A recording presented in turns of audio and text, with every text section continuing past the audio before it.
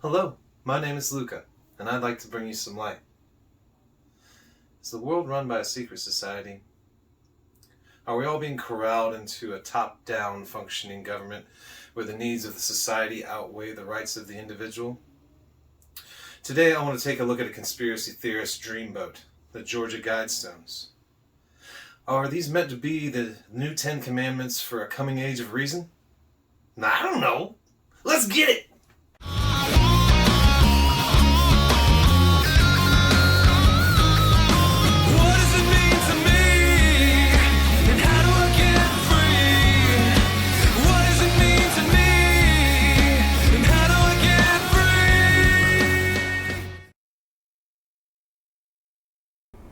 Okie dokie.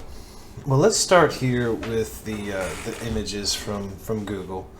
As you can see, I searched for Georgia Guidestone pictures up here, and these are the results that come up.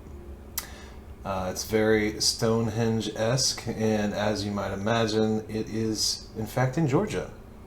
You got the name Georgia Guidestones. It's somewhere I need to go visit at some point. I haven't yet. Here's the actual website. Apparently the admission fee is $0. Pretty massive structure, and it has quite a funny story for its origination. Looking at the Wikipedia page for the Georgia Guidestones, we see that it was a granite monument erected in 1980 in Elbert County, Georgia. A set of 10 guidelines is inscribed on the structure in 8 modern languages, and a shorter message is inscribed at the top of the structure in 4 ancient language scripts. The stones weigh over 237,000 pounds, and they essentially contain these 10 guidelines, and the writers of these guidelines are unknown. And a man came forward to represent the group that wanted to have these constructed. His name was R.C. Christian, or at least that's what he called himself. He came to a granite company in Georgia, and on behalf of a small group of loyal Americans, commissioned the structure. They said it would function as a compass, a calendar, and a clock, and it should be capable of withstanding catastrophic events.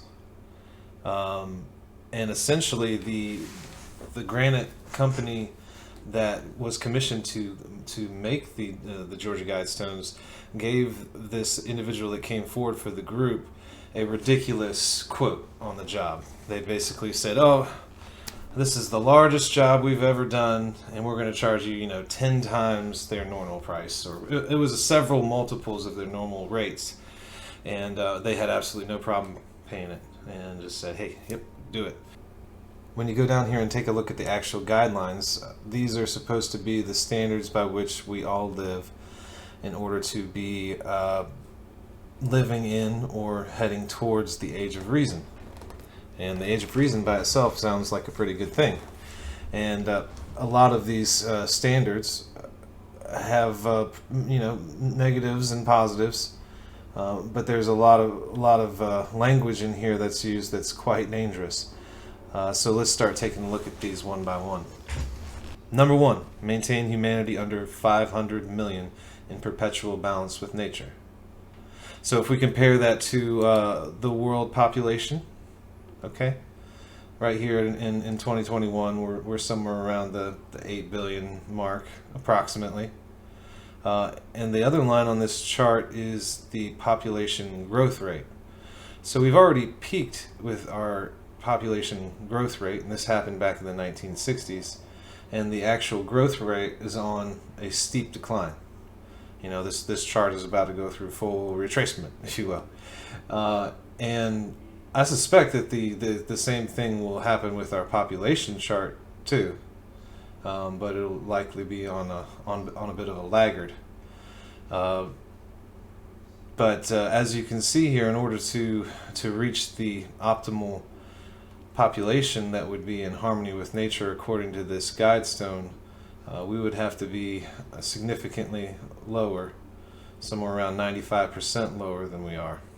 So that alone is a dangerous concept. Number 2, guide reproduction wisely, improving fitness and diversity.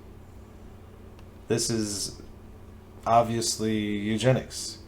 And you can accomplish eugenics in many different ways, some more fair than others. Obviously, in our history, eugenics has a very negative connotation when you're associating it with groups like the Nazis that wanted to eliminate really all other races because they believe themselves to be the best genetic combination to move forward as a human race. But eugenics itself is a set of beliefs and practices that aim to improve the genetic quality of a human population. And, guide reproduction wisely, improving fitness and diversity is essentially a nice way of saying what eugenics is. So obviously this is something that from an ethical standpoint can have a lot of issues, and naturally it makes people a little frightened of the possibilities in there. However, eugenics done in the right way, although very dangerous in its possibilities, is also potentially the pathway to making superhumans, so who knows. So the third standard of the Georgia Guidestones is that we unite humanity with a living new language. And I believe it's fairly undeniable that at some point we will operate under a universal language as a human race so that we can have a more cooperative culture globally. There are inherent dangers in creating a new language, especially if that language is meant to establish top-down control from a centralized governance to the individual, as that language may then be created without the words for dissension, anger, disagreement, protest. We may get locked into the agreement with all functions of society, as our language would lose its ability to disagree. This kind of coincides with the idea of linguistic determinism, and this article is from the Linguistic Society of America, and it's just kind of a thoughtful article on the idea of linguistic determinism. But it starts off saying that no one would disagree with the claim that language and thought interact in many significant ways. There is great disagreement, however, about the proposition that each language has its own influence on the thought and actions of its speakers.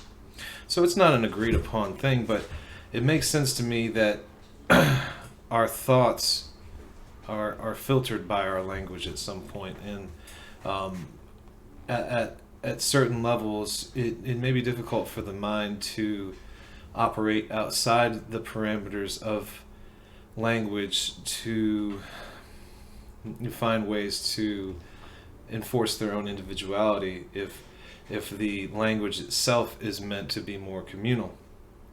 And so this kind of feeds into the Sapir-Whorf hypothesis, which is one of the premier linguistic determinism theories. Whorf proposed, we cut nature up, organize it into concepts, and ascribe significances as we do, largely because we are parties to an agreement to organize it in this way, an agreement that holds throughout our speech community and is codified in the patterns of our language.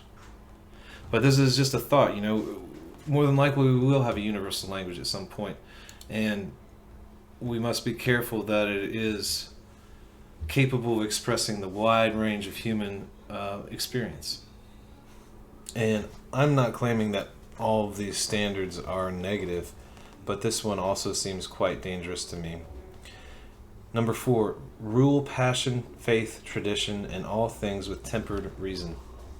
And the tempered reason at a surface level doesn't necessarily sound too bad until it comes to the detail of determining whose reason that is, and how do we trust that this reason is infallible. Also, why do we have the need to rule passion, faith, tradition? In my opinion, we should be all-inclusive to the point where someone's passions, their faiths, their traditions, to the point where those elements violate someone else's rights. So this just seems very authoritarian. It seems very limiting, and it doesn't seem like you would have an open expression of the wide range of human experience within this. Number 5 states, protect people and nations with fair laws and just courts. And at a surface level, this doesn't really bother me a whole lot, but it does have a potential to interact with a rewritten language where the things that we would define as unfair and unjust simply do not exist as definitions in the new language. So just something that we need to look out for, as language is something that does get played around with a good bit. Number 6 says, let all nations rule internally, resolving external disputes in a world court. We already have an international court of justice. It's part of the United Nations, and I kind of see the United Nations getting replaced by a stronger authority at some point. Number 7, I don't really have anything negative to say about. It says, avoid petty laws and useless officials. We sure aren't doing that now. Number 8 is balance personal rights with social duties. Don't have a huge problem with this other than the idea of social duties. I think when you make it a duty, it becomes a requirement.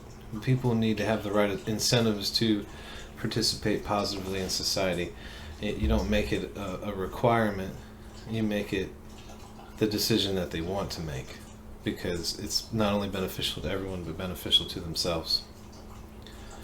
Number 9, prize truth, beauty, love, seeking harmony with the infinite. Well, that's some hippie shit right there, isn't it? But, I don't have a big problem with that. I like all those things. I'm not sure what the infinite is, but I'd like to be seeking harmony with it. Number 10, be not a cancer on the earth. Leave room for nature. Leave room for nature.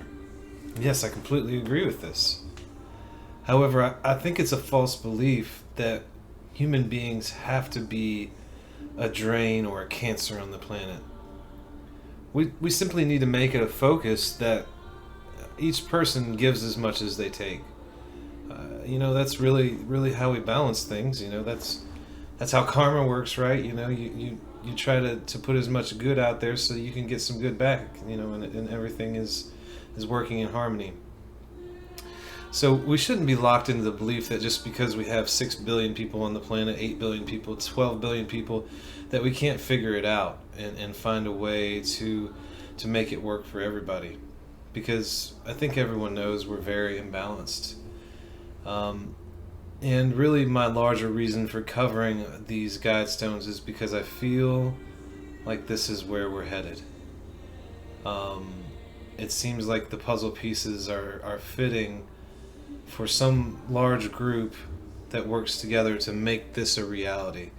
And whether this starting to come to fruition is maybe what is the triggering of this age of reason that we need to enter into, because I think an age of reason sounds great, and I hope we can reach that point where we all work together and we have an age of reason. However, it shouldn't have to result in the 95% loss in our population to accomplish this. We can figure this out. So let's do that. Y'all have a good day.